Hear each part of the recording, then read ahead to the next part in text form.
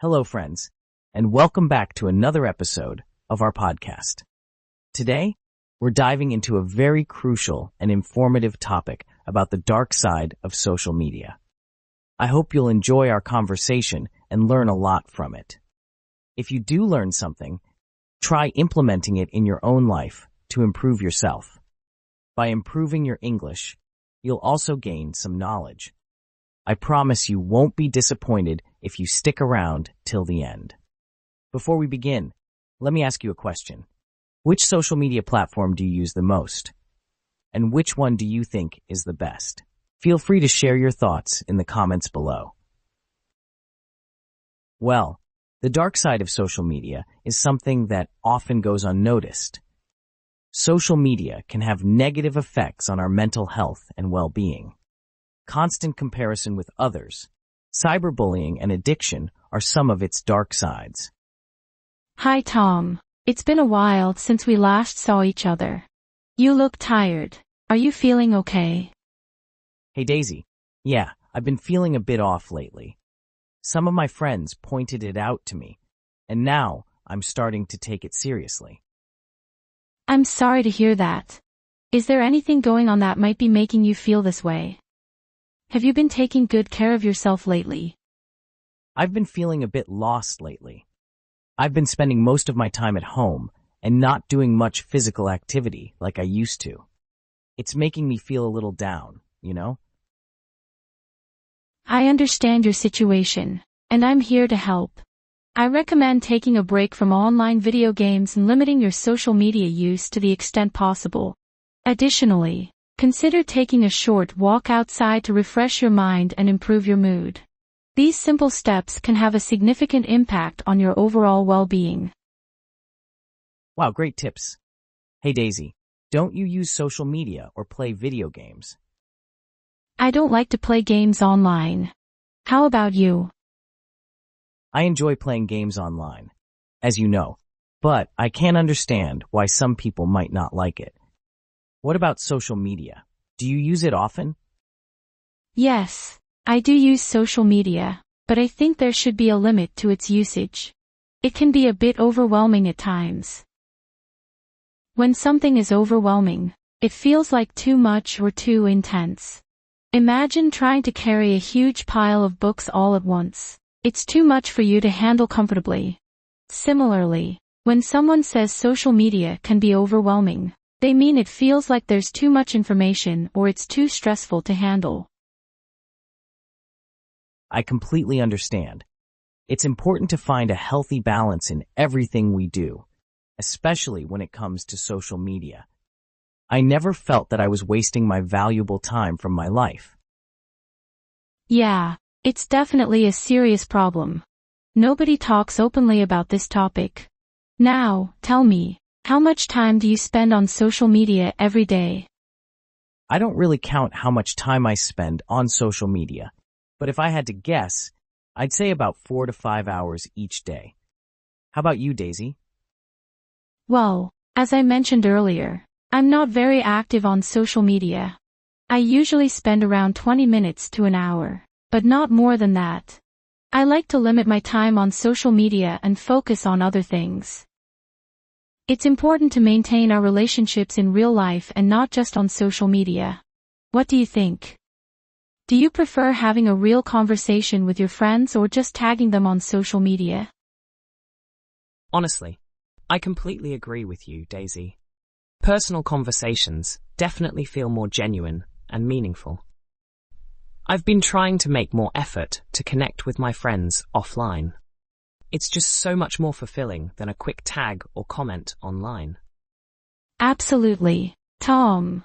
And speaking of social media, did you know that there are some downsides to using Facebook?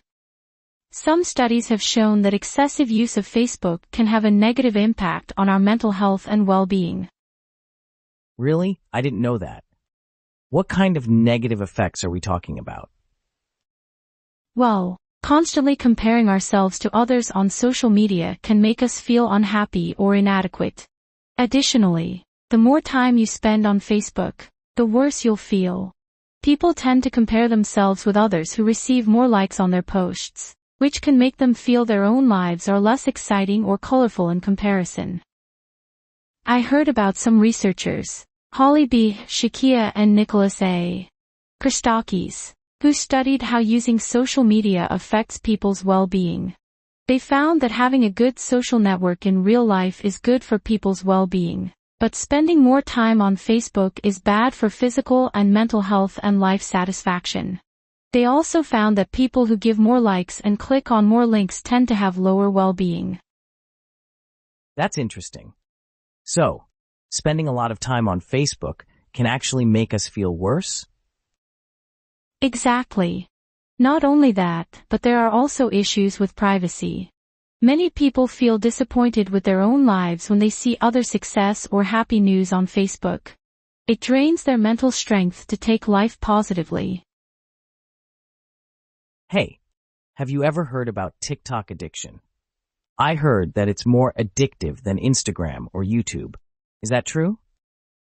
Yes, Tom. There have been some studies that show TikTok can be more addictive than other social media platforms.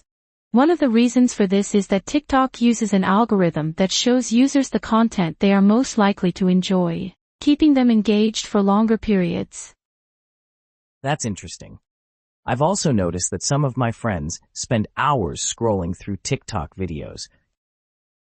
Did you know that on TikTok, you don't even have to search for videos? You can just swipe, and the next video will start playing automatically. It's designed to keep you engaged for longer periods of time. What are your thoughts on watching short videos, Tom? Well, I believe we should try to limit our time watching short videos as much as possible.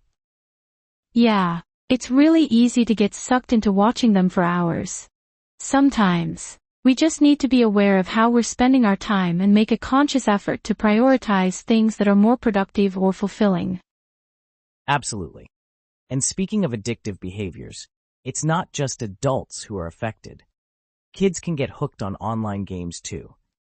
Parents need to monitor their children's screen time and encourage them to spend time offline. Absolutely. Children shouldn't be allowed to use mobile phones excessively. It can distract them from their studies and affect their overall growth and development. Exactly. And even for adults, it's important to take breaks from our devices and live in the moment. Did you know that social media apps are designed in a way that makes you want to keep using them? The companies that make these apps have done a lot of research to figure out what makes people want to keep scrolling. They even hire experts in psychology to study how people's minds work. That's interesting.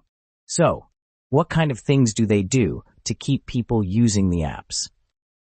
Everything from the colors they use to the way the buttons are arranged on the screen. They know how to make the app look and feel addictive so that people want to keep using it. What tips would you suggest to help people avoid falling into the trap of social media addiction? One of the ways is to uninstall the apps from your phone. If you want to break the addiction cycle, you need to reduce the ease of access. Nowadays, it's effortless to access social media platforms like Facebook. You just need to unlock your phone and tap on the app icon. That makes sense. What else can we do to limit our usage? Another option is to log in through your browser instead of using the app. It won't be as easy as it is now to open those apps. If you find it hard to do this, you can turn off all notifications from Facebook. That's a great idea. And we should also try to find other activities or hobbies that help us unwind and disconnect from technology. Absolutely. Disconnecting from technology can really recharge our batteries. For me, I've found that spending time with friends and family or reading books has been really helpful. It's all about finding that balance in our lives. Well, that's all we have time for today. Thank you both for joining me in this conversation. Thank you for having us. Yeah, thanks. It was great discussing this important topic. And to all our listeners, if you found this episode helpful, please hit the like button and subscribe to our channel. Until next time, take care and stay balanced.